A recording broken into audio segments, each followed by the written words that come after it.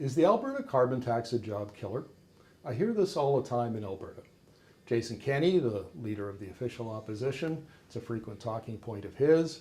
I hear it on social media all the time, on my Facebook and Twitter and LinkedIn accounts. And I imagine in every Tim Hortons across the province, people are talking about the carbon tax as a job killer. It's public opinion polling shows that it's really not that popular in Alberta at this moment, but is it a job killer? So I asked that question. I was curious about that. And so I went to talk to Professor Trevor Tome, who's an economist at the University of Calgary. And the first thing I should point out is that there are two types of carbon tax in Alberta. The first one is the province-wide levy that everybody pays. It started out at $20 a tonne on January of 2017. It went up to $30 a tonne on January of 2018. There's also a carbon tax for the oil and gas industry. It's called the Carbon Competitiveness Incentives Regulation.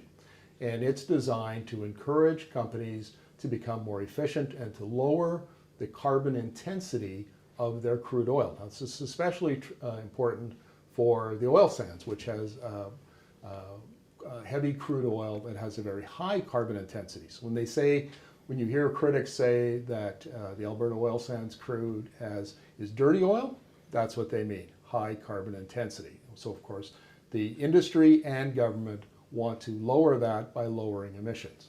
So I talked to Professor Tome about this issue, and the first thing he said was that we really don't know because we don't have enough data.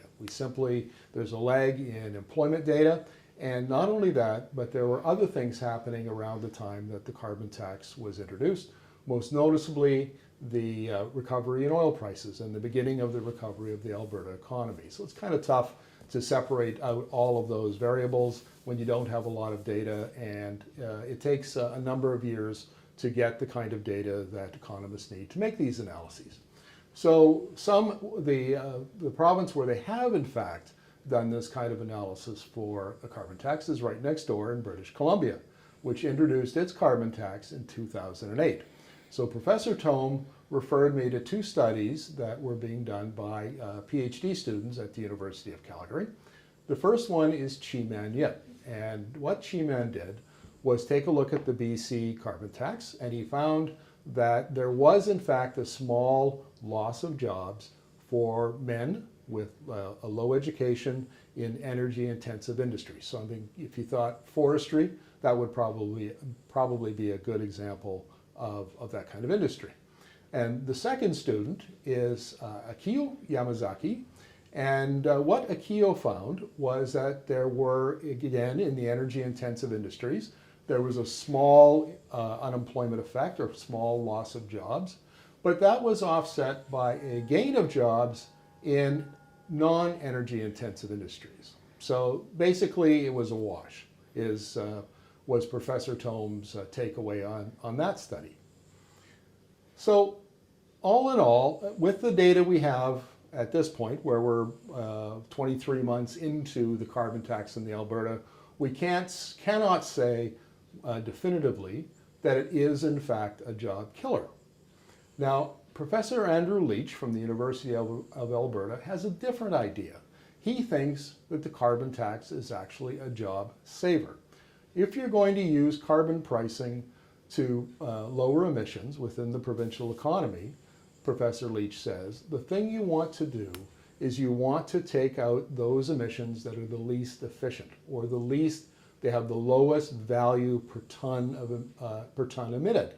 And that would be all kinds of things that we do as consumers, whether it be heating our house, driving our cars, whatever that might be. It might be the way we use energy in our businesses, on our farms, whatever that might be. Though there are emissions that have a low value per ton emitted.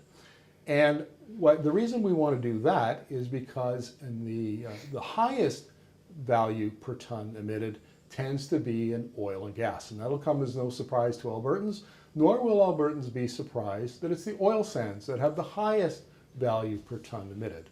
So the argument, as far as Professor Leach goes, is that if you spread out the tax and you province-wide amongst all the consumers and all the businesses, and everybody gets a little bit of effect of the carbon tax and reduces emissions a little bit in their businesses and in their households and in their personal life, then that means the carbon tax on the oil sands and on oil and gas in general can be lower than I think it's at 30 tons now, and it doesn't have to be 40 tons or 50 tons or 60 tons.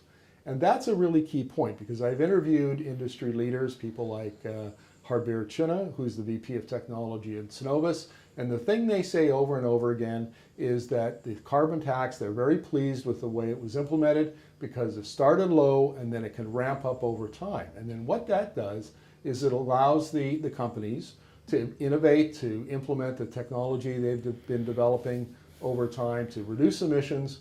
And as the tax gets higher and higher, they can introduce more and more efficient technology. So that's the way they prefer it to be done. And so I ran this argument past a number of other economists. And surprise, surprise, you'd think that we might have some economists disagree, but these economists, Dale Began from the Ecofiscal Commission, and Kent Fellows, who's a colleague of Professor Thome at the University of Calgary, all agreed that in fact Professor Leach's argument was a good one. And in fact, you might want to look at the carbon tax as a job saver.